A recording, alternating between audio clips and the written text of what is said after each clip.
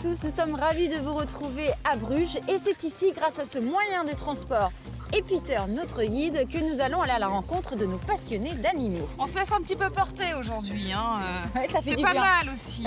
Donc on vous emmène en périple entre Bruges et Lille à la découverte d'un bar à chiens, des chiens pompiers et plein d'autres animaux de la région. Allez, c'est tout un programme, s'opère. Cette semaine, Sandrine et Elodie nous emmènent dans les Flandres, de Bruges à Lille. En Belgique, Sandrine découvrira Bruges et sa Grand Place en calèche. C'est très sympa, vraiment. Elle retrouvera ensuite Elodie pour nous conter la légende des cygnes. Ce sont des chouchous des Brugeois. Et on se fait pas attaquer. Non, ils sont sympas. À Lille, Elodie découvrira les animaux typiques du nord de la France et Sandrine se rendra dans le tout premier bar à chiens d'Europe. Je peux pas boire mon thé là, tranquille. Elodie s'entraînera au secours d'animaux en détresse. Je savais pas où, mais alors je savais pas que c'était aussi compliqué. Sandrine découvrira les impressionnants chevaux flamands. Elle est très très grande. Enfin, Elodie et Sandrine se retrouveront pour une traite manuelle et mécanique. Tu vois, j'en ai pas. C'est ça qui est sympa. Notre balade animalière commence à Bruges. Sandrine va prendre l'une des dernières calèches de la ville. Autrefois utilisées comme un véritable moyen de transport, elles font maintenant le bonheur des touristes. Vous entendez un petit peu les cloches là? Aujourd'hui, je suis à Bruges et je suis vraiment en mode touriste puisque je vais visiter cette belle ville à l'aide des calèches mythiques ici depuis environ 150 ans.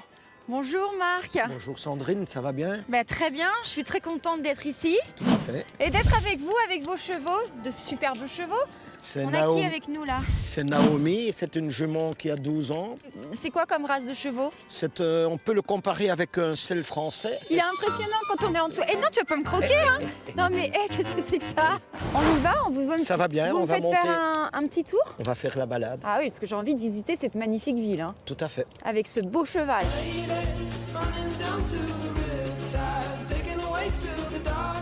À Bruges, il y a à peu près 6 millions de touristes par an.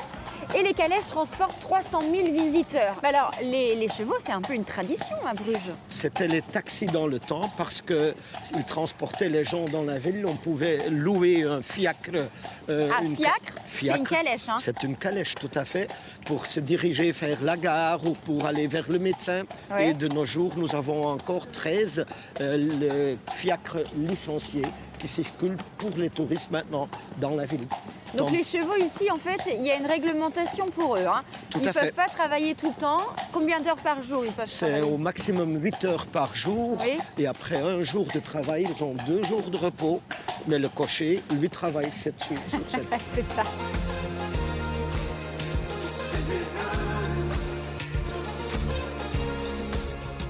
La grande place qui est ici. Tout à fait. Le cœur de le centre historique de Bruges, avec le superbe belfroid Ah oui, de là, 86 il est beau, hein. mètres d'auteur. C'est lui qu'on entendait tout à l'heure. Oui, c'est le carillon dedans avec 47 cloches. Alors qu'est-ce qu'on peut rapporter de bon à la maison? Des chocolats, j'imagine? Tout à fait, ou des pralines spécialement faites à la main ici à Bruges. Il y a des superbes chocolatiers reconnus du monde entier qui sont ici. Également la dentelle qui était faite il y a des années. Et c'est toujours très propre. Il y a le sac à crottin, invention d'un cocher brugeois dans les années 1990. Ça a été inventé ici. Oui, tout à fait. Et vous lui parlez en flamand. Oui, parce qu'on parle flamand ici, mais c'est une langue universelle de parler avec les chevaux. Rustig. Stappen. Rustig, rustig, Naomi. Nous avons un frein à disque sur les voitures, nous avons une cloche en même temps. Ah oui. Donc on est vraiment moderne avec les calèches qui sont des réplicas des voitures anciennes. Un cheval doit avoir un bon caractère parce que c'est lui qui tire quand même la voiture. Nous sommes des copains depuis des années. Il y a des cochers qui, au moment qu'un cheval meurt, qui ont quand même des soucis et il y a une petite larme qui tombe. Ah je comprends, hein. On va peut-être lui faire faire un petit tour, non? Peut-être. Hein, parce qu'elle a envie, là, Noémie. Hein. C'est très sympa, vraiment. Hein. Oh là. Dans les Flandres françaises, à la caserne de Haine, Elodie va rencontrer Rémi, un sapeur-pompier qui s'est mis au service des animaux. Ah bah voilà, l'équipe derrière ces gros camions. Bonjour. Alors, qui est Rémi? C'est moi. Ça va, Rémi? Bonjour. Enchantée. Ravie de te rencontrer. Alors, Rémi, on est à la caserne N Vermel. Oui. Ici, il y a des sapeurs-pompiers et il y a aussi une équipe cynophile. Salut les chiens! Vous êtes beaux les toutous! Vous êtes beaux les chiens! Bon, alors, ces chiens, ils sont spécialisés dans quoi, Rémi? Donc c'est des chiens de recherche, de décombres, et c'est des chiens qui vont venir nous aider en fait pour des recherches de personnes. Et on va s'en servir en fait pour aller chercher des personnes qui sont soit dans les décombres, soit au sol, ou alors des personnes qui sont égarées. Donc, ils sont importants pour l'homme. Ouais, parce que sans les chiens en fait on pourrait pas faire grand chose. Donc, toi, tu es sapeur-pompier, mais tu as créé également une association à côté. Oui, l'association Gypsy Animal, Urgence Animale France. En fait, nous on vient en aide aux animaux qui sont en détresse, en difficulté. Donc, si je suis là aujourd'hui, c'est parce que justement, je vais suivre un petit peu une formation, entre guillemets. Oui. Bon, bah, merci à tous. Et puis, bien, nous, on va sur le terrain. On y va, C'est parti. c'est parti. Donc voilà, je suis équipée. Ma surprise, c'est en fait d'aller chercher un chat dans l'arbre. Je vous rassure, c'est un faux parce qu'on fait une simulation, c'est un exercice. Bon, alors là, c'est une peluche que je vais aller sauver. Ouais, ton pied, hop, voilà. Sympa, le chat, il est pas très haut. Enfin, la peluche, regardez, elle est juste là. Donc ça va, c'est pas trop haut. Tu diras pas ça tout à l'heure. C'est assez difficile à monter quand même pour Ah bon, bah je me rends pas compte. Attends, mais j'arrive pas. Ouah, non, le chat est pas haut, mais alors je savais pas que c'était aussi compliqué. En fait, pour aller sauver un chat, c'est très physique quand même. Tu coiffes le chat avec la veste. Alors regardez, en temps réel, on doit faire ça. On couvre le chat. Pourquoi le coiffer avec un linge? Tu n'auras pas de risque de morsure et pas de risque de griffure également. Alors on va sauver le chat. Comment on fait pour l'approcher le truc là? Ah, allez, alors, Minou, viens là, Minou. Voilà, tu peux le coiffer d'un seul coup avec la veste. Allez hop, j'ai mis la Voilà, veste. super. Là, tu Viens peux là, l'attraper, mon tu petit le mets dans chat. les bras, tu le gardes bien petit contre toi. J'ai la peluche dans les bras, je viens de sauver le petit chat. Et donc je lui parle pour le rassurer. On descend, petit chat, ça va aller, ça va. Allez, Réceptionnaire. quelqu'un récupère en bas. Donc dans ces cas-là, si on voit un chat comme ça dans un arbre, on appelle qui? Les pompiers. Donc les pompiers, c'est le 18 bien sûr, ou Oui. le 112. Et c'est les pompiers qui vont être à même de savoir si ça fait partie des missions sapeurs-pompiers ou alors qui vont dispatcher sur des services associatifs ou privés. D'accord. Ça. En fait, vous soulagez les pompiers. Voilà, c'est ça. Quelles sont tes interventions exactement? Alors la majorité des interventions, c'est les chats qui sont dans les arbres, d'accord? Un chat ne sait pas redescendre? Un chat ne sait pas redescendre. Un chat sait faire marche avant, mais a beaucoup de difficultés à faire marche arrière. C'est pour Ah ça ouais. qu'on a des chats qui sont en difficulté, ils avancent sur la branche mais n'arrivent pas à reculer. D'accord. Donc là, c'est une des interventions les plus courantes, mais vous faites aussi plus compliqué sur l'eau. Prêt pour un autre exercice avec toi? Je te Moi, je suis. suis prêt. Allez, c'est Et toi? parti. Allez, j'accompagne. Retour à Bruges, connu pour ses canaux et aussi pour ses cygnes. Ils sont plus d'une centaine présents dans la ville. Une légende entoure même leur présence. Ils sont magnifiques. Salut les cygnes! Ils sont majestueux, hein? Et les canards. Donc en fait, on ne pouvait pas venir ici. Attends, ils t'ont rappelé à l'ordre, les canards. Bah oui. On est là, on Et est c'est là. pour ça que tu as entendu, je dis, et les canards, on vous a pas oublié. Donc on est venu ici pour nous intéresser au symbole de la ville, les cygnes blancs. Et d'ailleurs, il y a une histoire. Exactement, alors la légende raconte qu'il y a un dirigeant d'ici, de la ville, qui a décidé de taxer les Brugeois Oh, le vieux. pour le compte de l'empereur Maximilien. Bien évidemment, les Brugeois étaient très mécontents de devoir payer une taxe et donc ont exécuté ce dirigeant qui s'appelait Peter Longcoats, qui veut dire long cou et qui avait comme symbole le cygne. Du coup, Maximilien, pour venger cet homme et pour l'honorer, a décidé d'ici d'installer des cygnes, de les mettre dans la ville de Bruges pour l'éternité. Et oui, et d'ailleurs, ils pensaient embêter les Brugeois, mais finalement, ils sont très heureux de pouvoir retrouver ces cygnes blancs ici, ainsi que les touristes. Oui, il y a beaucoup de touristes qui les prennent en photo. Il y a à peu près 130 cygnes sur les 50 canaux qui traversent Bruges, donc c'est pas mal quand même. Hein. Oui, ils se répartissent un petit peu partout. On les retrouve aussi sur les lacs. Il faut savoir que le cygne est quand même monogame, c'est-à-dire qu'il choisit un partenaire pour la vie. Et oui, Il est fidèle, lui. il est fidèle. Il faut prendre exemple sur le cygne. Tu crois ça? Bah voilà. Moi je dis c'est bien, être C'est cygne. très bien, ouais. Une petite leçon là. Alors le cygne n'a jamais froid, pas comme nous, parce qu'il a à peu près 25 000 plumes sur lui et ses plumes sont imperméables. Bon, il faut savoir que nous n'avons pas le droit de nourrir les cygnes ici. Mais qu'est-ce que tu fais là? Sauf que nous, c'est exceptionnel. Ah oui, prends. toi t'as le droit en fait. Ils sont nourris toute l'année par les agents de la ville, ceux qui s'en occupent au quotidien. Ils leur donnent des céréales, sauf que bon, d'habitude, ils mangent de l'herbe et des choses comme ça. Là il n'y en a pas parce que ça a gelé le sol. Voilà. Et nous, on a le droit de leur donner exceptionnellement des céréales. Alors, Mais les touristes, non. Ah Sinon, en bon point, on grossit. Les cygnes, après, il faut leur faire un régime. Allez, ce sont des chouchous des Brugeois. Et on se fait pas attaquer. Non, ils sont sympas. On leur dit au revoir. Allez, Bye bye les cygnes! Après les bars à chats, où vous pouvez prendre un café entouré de gentils félins, voici le bar à chiens. Le premier d'Europe vient d'ouvrir à Lille. Sandrine est partie à la découverte de ce lieu insolite. Alors vous n'avez peut-être pas de place à la maison, vous avez toujours rêvé d'avoir un chien, c'est compliqué pour les vacances, vous ne savez pas comment le faire garder. Eh bien moi j'ai la solution pour vous, me voici dans le WAF Café. Ophélie, super endroit, avec la bonne humeur, ça bouge, ça rigole, ça joue. Comment t'as eu l'idée de ce concept? Alors, l'idée du WAF, elle est venue à partir de 2 constats. Premier constat, on est énormément de personnes à adorer les chiens, mais on n'a pas forcément le temps ou la place d'en avoir un à nous. Et deuxième constat, c'est qu'il y a beaucoup de chiens qui sont à l'abandon, avec des refuges pleins à craquer. Et donc l'idée, c'est de pouvoir réunir à la fois ces humains en manque d'affection canine et ces chiens en manque d'affection humaine. Alors les gens viennent ici et adorent le concept et ils sont contents de venir jouer avec les chiens, de prendre un café au milieu d'eux. Bah oui, ça marche super bien, il y en a vraiment pour tous les goûts. Si vous voulez faire un gros câlin calme aux zen, comme la voilà, c'est ma fille parce qu'il dort quand même beaucoup. Si vous voulez jouer, être à fond, ce sera plutôt avec Eden qui est un super joueur. Et si vous voulez absolument tout faire, des bêtises, jouer, faire pipi sur le comptoir, là ce sera avec Marley. Ah oui d'accord, on peut même faire pipi sur le comptoir. Alors on déconseille quand même, c'est un peu embêtant quand ça arrive, mais bon. Ici, à qui appartiennent les chiens? Alors sur les 9 chiens, il y en a 6 qui sont à nous. Et donc ensuite, on en a 3 autres qui sont ici en famille d'accueil. C'est-à-dire que c'est des chiens qui seraient normalement dans un chenil à la LPA.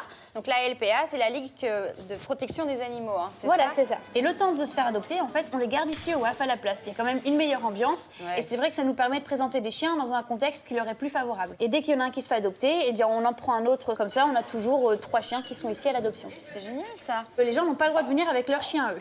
Parce que c'est vrai que nous, on a une meute. Et donc, s'il y en a un nouveau qui arrive ici à l'intérieur, ils sont tout foufous, ils se disent « mais qu'est-ce que tu fais chez nous ?» etc. Ouais. Toi, tu veux jouer, hein. Tiens, hop.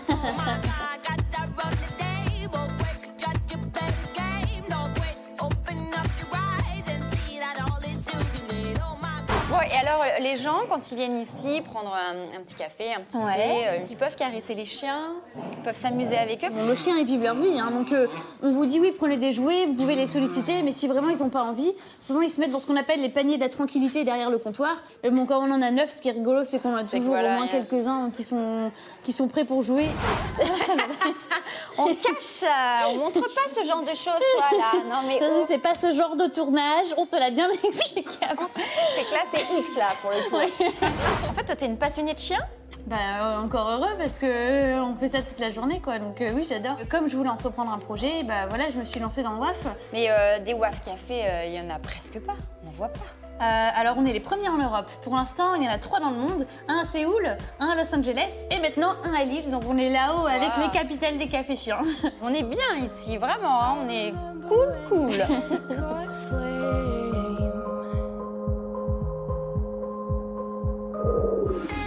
À Béthune, un nouvel exercice de sauvetage se prépare. Toujours en compagnie de Rémi, Élodie va troquer son baudrier d'escalade pour un canoë-kayak sur un lac gelé. Bon alors là, l'entraînement continue. Je vais m'installer dans le kayak pour aller chercher un chien qui est sur l'île juste là. Bien sûr, c'est une simulation. On y va.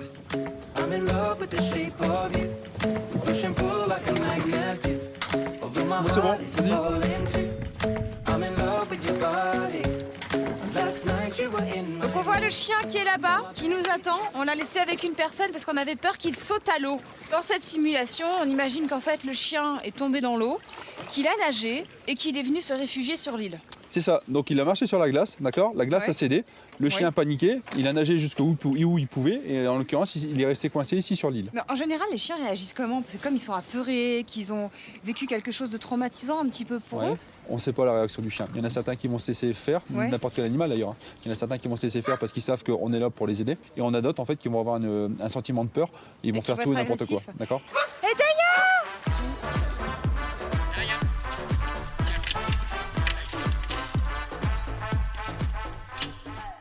Est-ce que vous leur donnez à manger, des choses comme ça, pour les amadouer un peu? Ça marche pas, ça fonctionne Ça marche pas Ils du tout. sont tellement stressés ou Ah ouais dans une situation de peur que même la récompense ou quoi que ce soit, ça fonctionne pas. La seule chose qui fonctionne, c'est que le chien soit contre nous et sécurisé. Mais on a des cas également au niveau des canards. L'œuf se met à geler autour d'eux et en fait, ils restent prisonniers, leurs pattes restent prisonnières en fait de la glace. Et on casse la glace autour du canard Oui. de telle sorte à ce que lui soit libéré. D'accord. Moi, je dis bravo à toute l'équipe quand même pour cet entraînement, parce que quand c'est la réalité, il faut des personnes comme vous. Hein. On essaie d'être beaucoup plus rapide quand c'est la réalité. Ah oui, mais bon, bravo quand même. Hein. Regardez la courageuse Daya. C'est bien, Fifi. C'est bien. T'as montré un bel entraînement. C'est bien, ma fille. Continuons notre balade dans les Flandres à la ferme Bec. C'est dans ce cadre bucolique que l'on trouve le seul élevage de chevaux flamands en France. Thierry et son père y pratiquent encore la conduite au cordeau.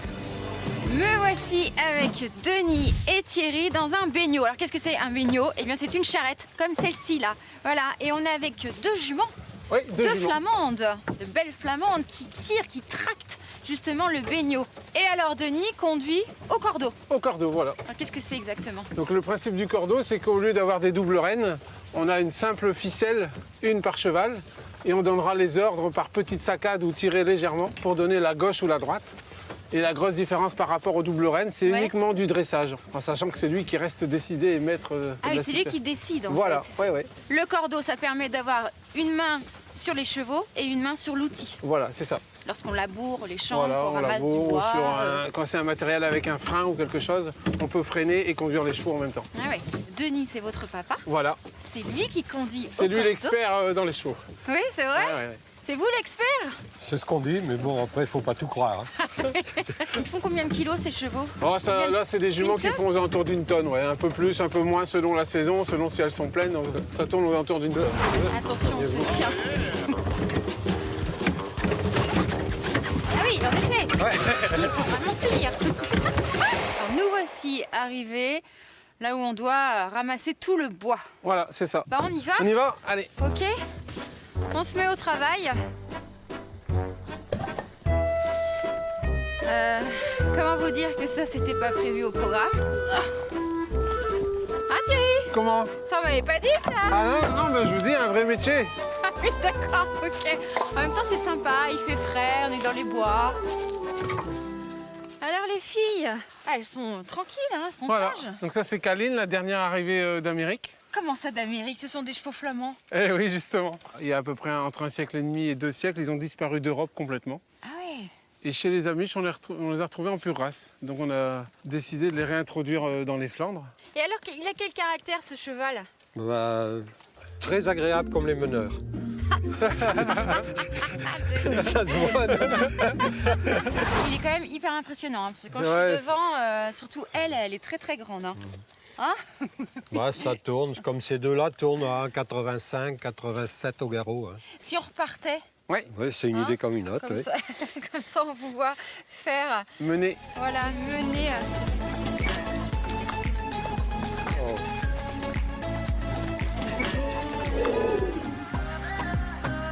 En plein cœur de l'île, à la ferme Marcel Desnains, Élodie va découvrir les animaux typiques du nord de la France. Vaches bleues du nord ou encore lapins géants des Flandres, ils n'auront plus de secret pour vous. J'ai rendez-vous avec Benoît dans une ferme pédagogique en pleine ville. Il est juste là, notre Benoît. Comment ça va? Bonjour Elodie. Ça va bien? très bien. Donc on va s'intéresser aux animaux régionaux, en particulier le mouton boulonnais qui se trouve juste là-bas. C'est ça. C'est un mouton assez imposant, j'ai envie de dire. Alors oui, parce que comme c'est un animal régional, les animaux de la région sont assez rustiques, dans le sens où on a un climat qui justifie d'être parfois plus gros. Donc lui, il est typique de la région, le Tout à mouton fait. boulonnais. L'une de ses particularités, c'est que le bélier n'a pas de cornes chez ce mouton-là. Puis ils ont des oreilles aussi assez particulières, assez grandes. Vraiment Tu viens nous spécifiques. larguer avec tes belles cornes là, par exemple. C'est Hein? ça. C'est ça? Tu viens nous montrer tes cornes, c'est pour te gratter et tout? Donc il n'y a pas que les moutons boulonnais ici. Alors en espèce régionale, oui, on a notamment 2 races de vaches, Ouais. que sont la rouge flamande et la bleue du Nord, qu'on On va peut aller voir maintenant. Ah oui. Donc là voilà notre belle vache bleue. Tout à fait, c'est la bleue du Nord. Qui n'est pas vraiment bleue d'ailleurs. Alors, celle-ci, non. Effectivement, d'habitude, elles ont beaucoup plus de taches bleues sur leur robe. Celle-ci, on ne les voit pas vraiment, même si c'est quand même bien une bleue du Nord. Voilà. Parce qu'on en retrouve beaucoup encore aujourd'hui ici. Il n'y en a plus tant que ça, non, il n'y en a plus beaucoup. Maintenant, c'est beaucoup plus des éleveurs passionnés de ces races-là et qui veulent les conserver. Et tout à donc fait. la rouge flamand. Elle paraît noire, mais en fait, c'est surtout rouge. Quand il y a du soleil, il y a des reflets roux qui donnent vraiment ce côté voilà, un petit peu plus rouge. Elle est toujours utilisée pour tout ce qui est fabrication de fromage, notamment le maroilles, par exemple. Ah oui, bien sûr.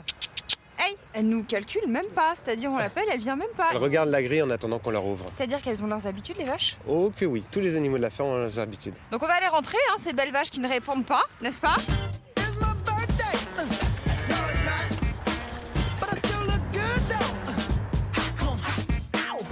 On se trouve là où sont tous les lapins. J'ai envie de les prendre tous dans les bras, mais ils font pas tous partie de cette région.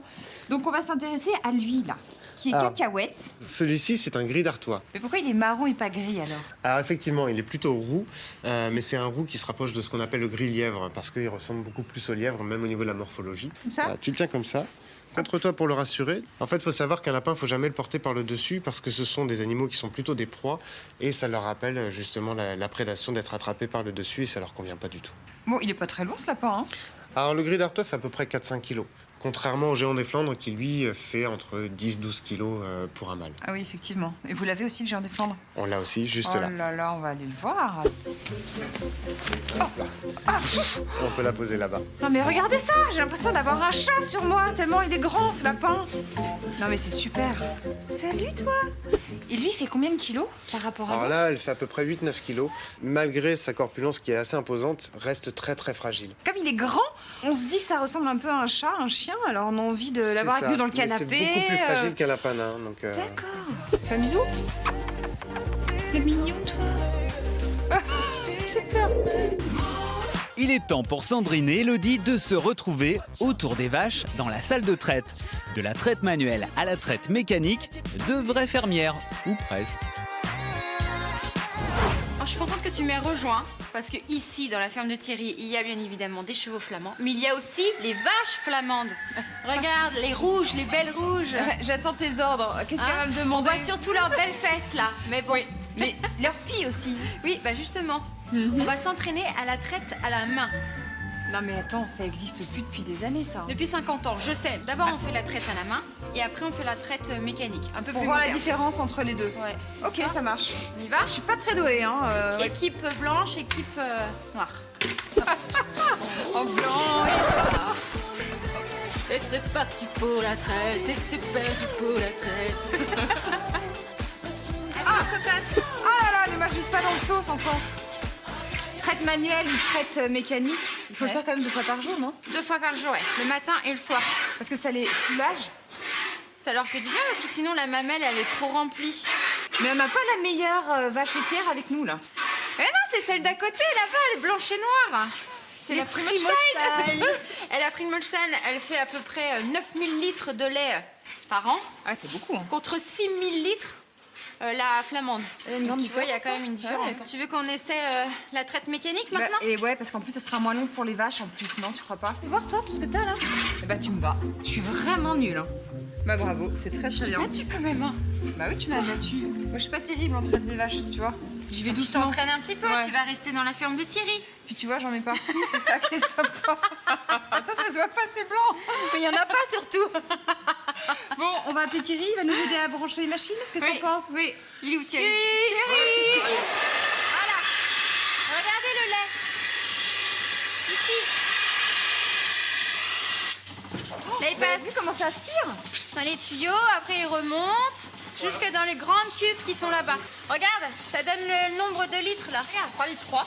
Ça va vite quand même, hein? Ouais, ça va plus vite qu'à la main. Hein. Ah, ça c'est sûr, il gagne un temps fou là. Hein. Ouais. Tu sais quand on sait que notre traite est terminée? Quand ça s'enlève en fait. Et quand l'ordinateur le décide. C'est lui qui va dire s'il y a assez de lait ou pas par rapport à la vache. Et il va arrêter l'air et hop, ça se détache. C'est génial ça. C'est génial, hein. Ah ouais. On a presque plus rien à faire. Hello, on sort les vaches? Allez, Allez, attends, je déclenche. Yassou, allez les filles! Allez les filles. Allez les minettes. Bon, bah on a travaillé, mission accomplie. Allez. Allez, viens! Il est content, regarde! On l'a sorti, regarde, il kiffe! Ah, je l'ai lâché. notre émission s'achève avec Frimousse, ce beau veau flamand de 4 mois. On espère que vous avez passé un agréable moment en notre compagnie et tous nos passionnés d'animaux. N'oubliez pas que vous pouvez revoir les émissions sur le site internet c8.fr et sur les réseaux sociaux. Il est parti. Allez, on vous dit à très bientôt sur les animaux de la 8. Bye bye. Il est timide, il veut pas se montrer. Ah, voilà. Qu'est-ce que tu fais? Mais arrête, tu vas me casser mon truc là. Non, comment je peux boire mon thé là? Je peux pas boire mon thé là, tranquille. Là, tout va bien. Vous avez vu comme elle regarde tout le temps la caméra? Ça la perturbe beaucoup, je crois. Donc là, on va s'intéresser aux pigeons, n'est-ce pas? Non, je rigole. C'est parce qu'il est juste là derrière nous.